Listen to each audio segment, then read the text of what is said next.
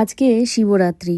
সকাল সকাল উঠে স্নান করে আমি শিবের মাথায় জল ঢেলে নিয়েছি এবং আমার পরে আমার মেয়েও। আগামীকাল থেকে মেয়ের মাধ্যমিক পরীক্ষা। আমার মনে হচ্ছে এই তো সেই দিন গুটি গুটি পায়ে ছোট্ট হাত দুটি ধরে মেয়েকে স্কুলে দিয়ে আসতাম। আর আজ আমার মেয়ের মাধ্যমিক পরীক্ষা। একটা মায়ের জীবনে এটা শুধু একটা পরীক্ষা না, অনেক বছরের স্বপ্ন, দুশ্চিন্তা আর ভালোবাসার ফল।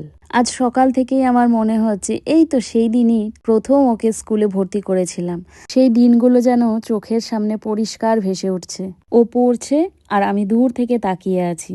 বুকের ভেতর অদ্ভুত এক আনন্দ আর টেনশন মিলেমিশে আছে। মনে মনে শুধু বলছি, ভগবান ওর মনটা তুমি শান্ত রেখো। এদিকে আমাকে টেনশন করতে দেখে ও কিন্তু বুঝে যাচ্ছে আর আমাকে এসে বলছে, মা তুমি চিন্তা করো না। তখনই বুঝলাম আমার ছোট্ট মেয়েটা বড় হয়ে গেছে। সারাটা দিন অঙ্ক করে করে নাকি ওর মাথাটা একেবারে খারাপ হয়ে যাচ্ছে। মা আমাকে একটু নিয়ে চলো আমার অন্নমার বাড়িতে।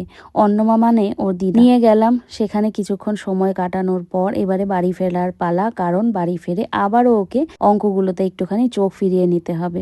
ওর কিন্তু প্রথম পরীক্ষায় অঙ্ক পরীক্ষা। এই যে ওর দিদাকে প্রণাম করে নিচ্ছে, মানে ওর অন্য মাকে। এইদিকে রয়েছে ওর বড় মামি, এইদিকে রয়েছে ওর মামা। তবে মামা ওর প্রণাম নেয়নি, ওকে বুকে জড়িয়ে অনেকটা সাহস দিয়েছে। এগুলোই তো একটা পরিবারের টান, পরিবারের সাথে থাকা, পাশে থাকা, তাই না?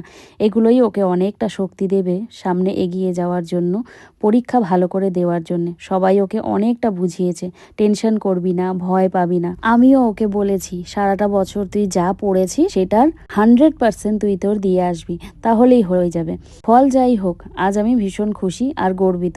আমার মেয়ের চেষ্টা, পরিশ্রম আর সাহসী আমার কাছে সবচেয়ে বড়। এই পরীক্ষা শুধু পরীক্ষা নয়, এটা আমাদের মা মেয়ে দুজনার একসাথে বড় হয়ে ওঠার গল্প। আজ আমার মনটা তাই ভরে যাচ্ছে অনেকটা আনন্দ আর তার সাথে টেনশনও।